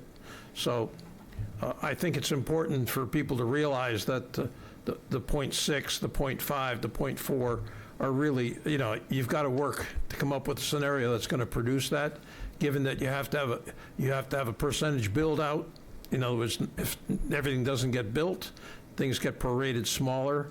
If the mix favors more 1-bedroom rentals, because the average of the UMass data has more rentals than we have now in our comparable that we used. So all of these things would tend to argue for something that's going to come out below 0.3 students per unit. I don't know, Jeff, did I put words in your mouth someplace? No, I mean, here? I think there was the extra work we did sort of supported that, and I thought one of the points you made when you were talking to me was, you know, if folks look at the sensitivity analysis on the far end where we're starting to go negative is at the 0.6 school children per unit. And what Bob had done was looked at some things that showed sort of how extreme conditions would need to be to get to that number. And I think what we had looked at one point, Bob, was that if we left the assumptions for 1 bedrooms alone in terms of the students it was producing, we would shift to an assumption that all 2 bedrooms would produce 1 student and all 3 bedrooms would produce 2 students. That's what it would take to get to 0.6. So, you know, I think what's hard about this analysis is the numbers sound really small, right? Like 0.2 students, 0.3 students. It doesn't sound like a lot, but when you're spreading it across all those units, you know, the small incremental changes really make differences. And 0.2 to 0.6 doesn't sound like a whole lot, but it's a world apart in terms of how the assumptions would play out to get there. And, you know, just by point of context, you know, the entire town is somewhere around, you know, 0.4 or so students for a town that's mainly three-bedroom, single-family, detached housing. And all the data that we have certainly indicates that 3A, which is really, it's not even townhouses, it's garden style apartments, that's very, very different than single-family detached structures. Those have much higher numbers of students per unit. I think, the extra work Bob had done sort of just really helped me crystallize how hard it would be to get from our, almost 0.18 to even the break even at 0.475, and certainly the sort of, where you begin to go negative at around 0.6. I think it adds some context, so thank you, Bob.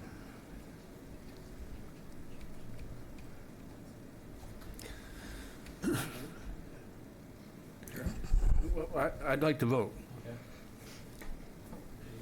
All right, so sounds like we've got a motion to recommend favorable action. Do we have a second? Second. Oh, sorry, you're the. Oh, I'm sorry, I moved, sorry. Second. Okay. Any discussion? All right, then we'll move to a vote. Go ahead. Jared, aye. Bob, aye. Finn, aye. David abstains.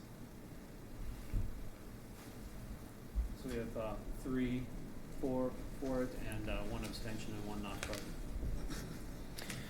All right, select board. All right.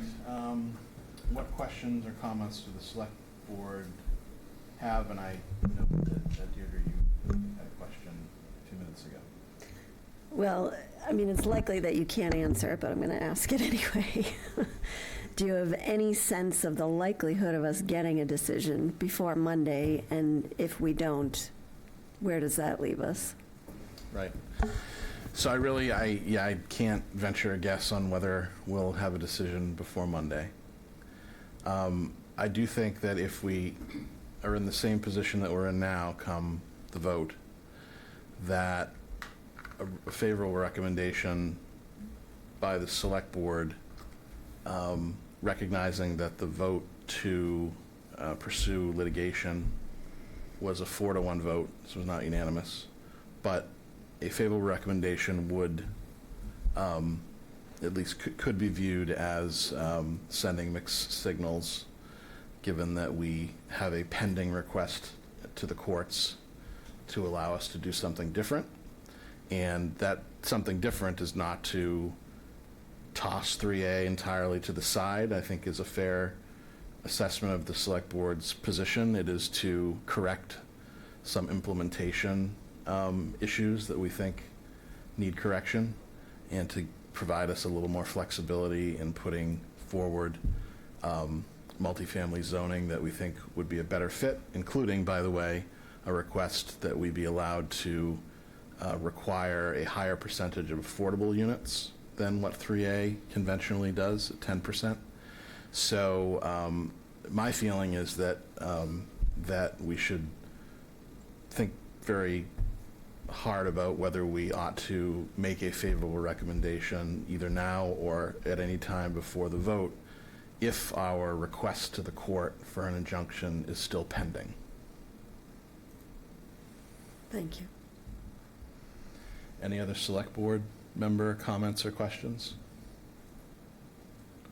Yeah, I think it's important that the people understand that the 3A, the law is there, supported by the Supreme Judicial Court.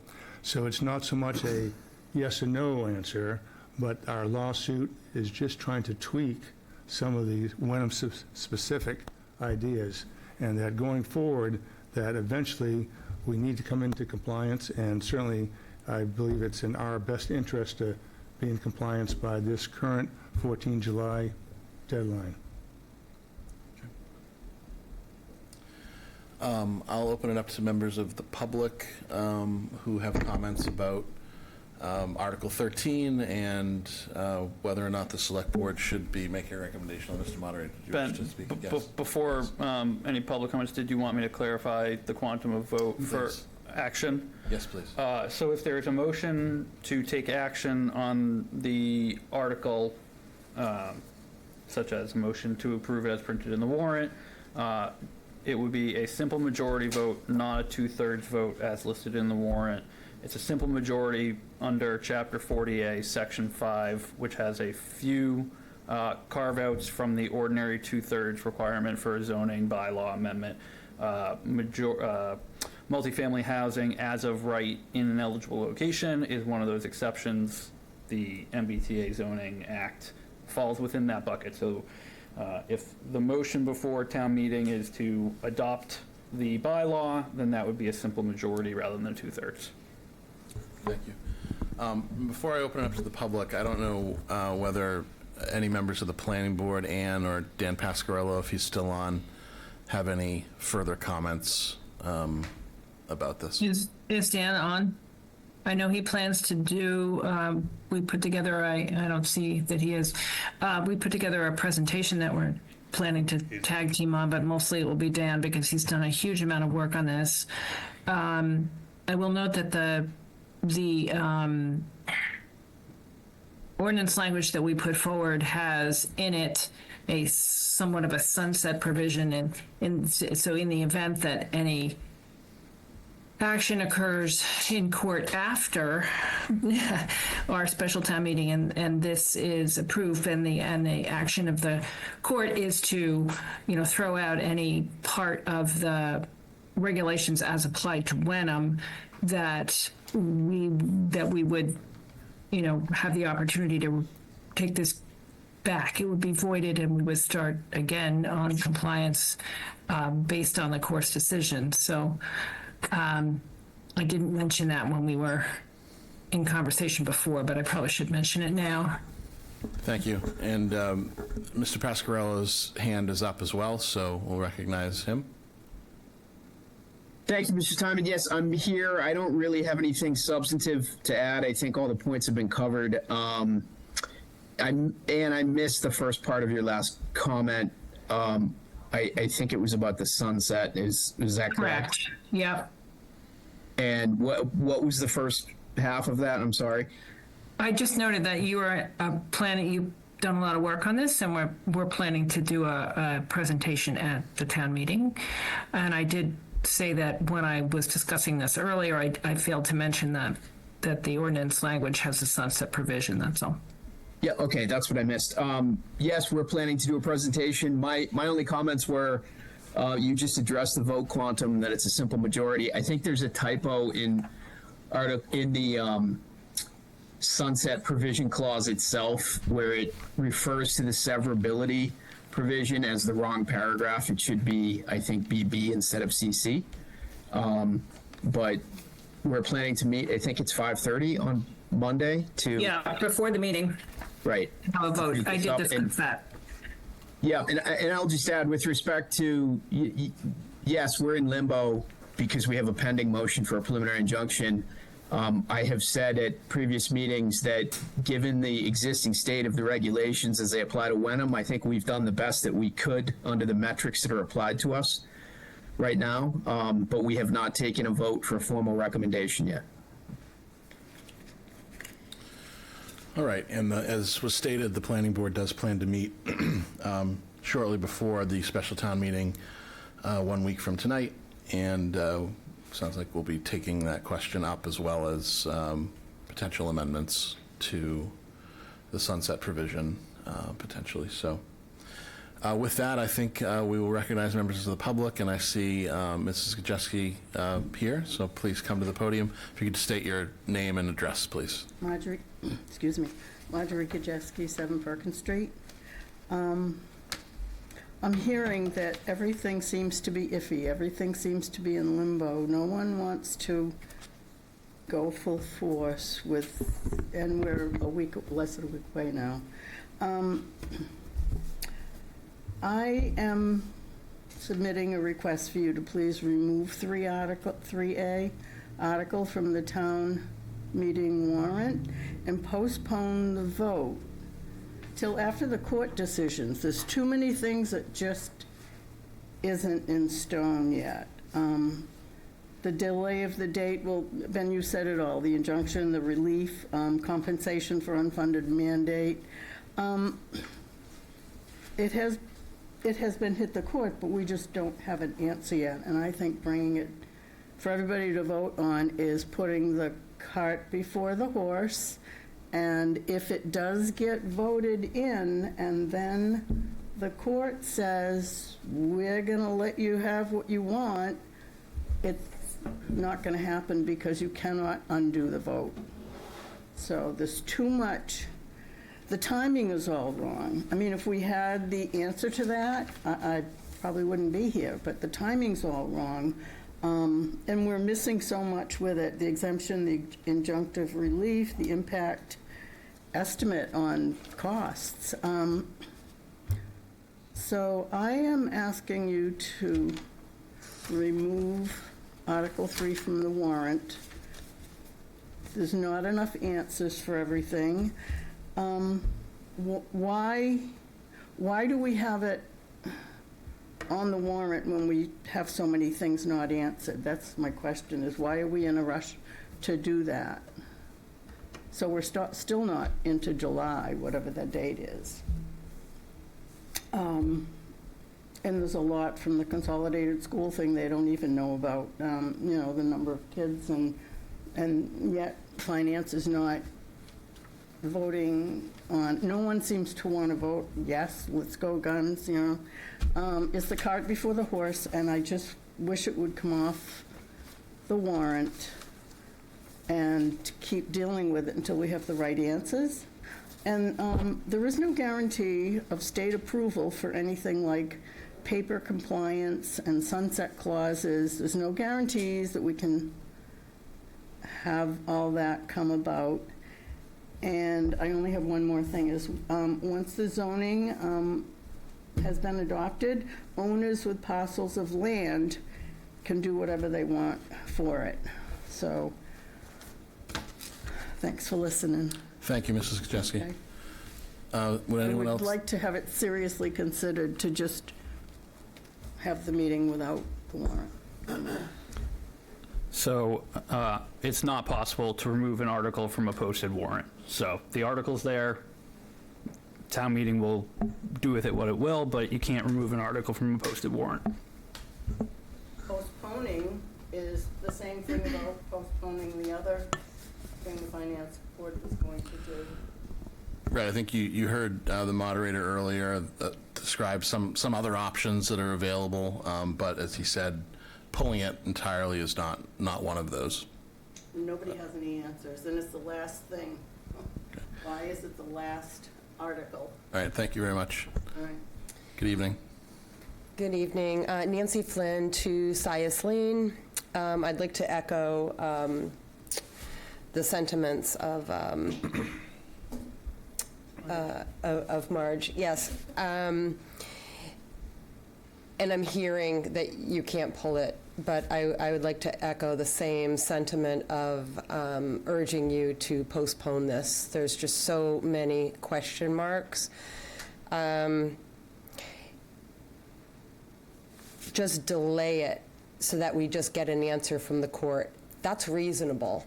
And, you know, as townspeople, I mean, I speak for so many people that are unfortunately unable to be here tonight, but just to have the ability to delay this. What's a little bit of a delay? Just wait for the court. So at least we have an idea and a path to go down. It's my understanding also, once this is voted in, it becomes a pre-existing nonconformity and it can't be voted out, okay? It's also my understanding there's no such thing as paper compliance. And it's also my understanding that a sunset clause would not be found valid. Please postpone this. Thank you. Thank you for your comments. Does anyone else wish to comment in the building? And is there anyone online who wants to be heard? Okay. Turning back to the select board, is it fair to say that there's a consensus on the select board that we take no action on a recommendation tonight? Yes. Yes. Okay. So I think that's where we are. I don't believe we're going to be hearing a motion on the select board tonight to make any kind of recommendation on Article 13. Yeah, go ahead, Finn. Can you explain to me what the order of presentation might be if this is going to be coming to a vote? Or is this an instance where the FinCom's going to need to make a presentation, or is there going to be a summary of the working group's findings that's going to be presented by somebody else, or? So right now, the plan is for planning board, which has already requested to make a presentation, to make their initial presentation. Then the select board would make a motion. And then, as the warrant reflects that all three applicable boards still have to make their recommendation at town meeting, I would solicit the recommendations of the planning board, the FinCom, and the select board, and then at that point, open debate. If FinCom would like to make a presentation, I will certainly slot you in after the planning board presentation, but before the making of the motion. And I will say we have a one-page, well, it's really 2 pages, but both sides of 1 page to keep it to one, of Jeff's model, which I just want to say, like, extra kudos to Jeff, because really that, that was his brainchild on that model, and able to, integrate all the group's feedback and, the various variables that everybody wanted to see what and how they would pan out, and he was able to kind of toggle back and forth, so very helpful. Thank you, Jeff. But we'll have that model, which is a summary sheet, and the backside will just give like a list of assumptions and just a general how to read it. And so, if a FinCom member wants to, you review that just so folks can have an understanding. I think it captures most of it. Kind of the long and short of it is it's, likely a net gain to the town, at least from a financial perspective. So, but I'll leave that where it is. Not getting a lot of eye contact from finance Oh, members. I mean, What do you I guys think, I'm happy to rely as a FinCom member on Jeff's model. So, and if, to the extent that that is explained either by the planning board or somebody else, we can simply endorse that. That would be my recommendation. I'd support that. I don't know if planning board's presentation will get into that. No, it doesn't right now. So Finn, So I think we'll want- just, again, just a brief, we'll try to keep it, Yep. obviously less than 5 minutes, hopefully 2 minutes on just making sure, explain why the finance committee came to its conclusion. all right, I will Recommendation. slot you in for a presentation after the planning board, but before the making of the motion. And then still, the recommendations will be after the motion is made, so that everyone, the recommendations are being made on the motion. Sure. Anything else on Article 13? Select board, one last chance. Planning board, one last chance. FinCom? No, sir. All right, then I'll turn it back over to you, Mr. Chair. Okay, thank you very much. All right. Bear with me a second here. Okay.